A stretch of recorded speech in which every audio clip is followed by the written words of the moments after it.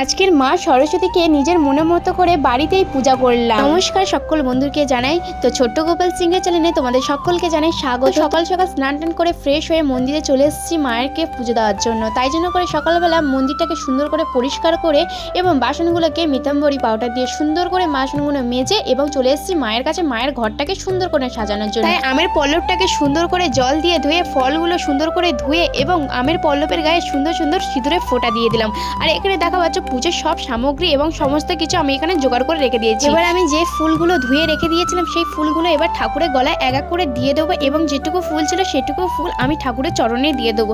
আর এই শীতের সময় ফুল তেমন খুব একটা পাওয়া যায় না, তো যতটুকু ফুল ছিল সেটুকুই মাকে দিয়ে দিলাম। তো আমি আমার মাকে মনের মতো করে পূজা দিচ্ছি। এই ভিডিওতে যদি কোনো ভুল ত্রুটি হয়ে থাকে তো অবশ্যই আমাকে ক্ষমা করে দিও। তো মাকে দেখা পাচ্ছ সুন্দর করে মালা পরিয়ে এবং চাঁদমালাগুলো দিয়ে সুন্দর করে সাজিয়ে দিলাম।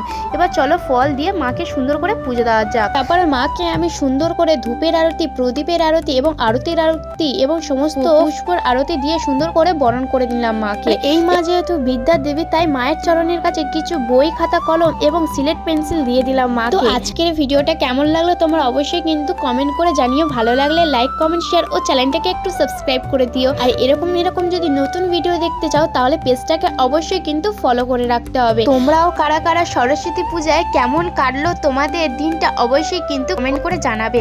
আমাদের দিনটা তো খুবই ভালো কেটেছে। আমার মাকে কত সুন্দর লাগছে তোমরা কিন্তু অবশ্যই কিন্তু কমেন্ট করে যাবে। তো হরে কৃষ্ণা।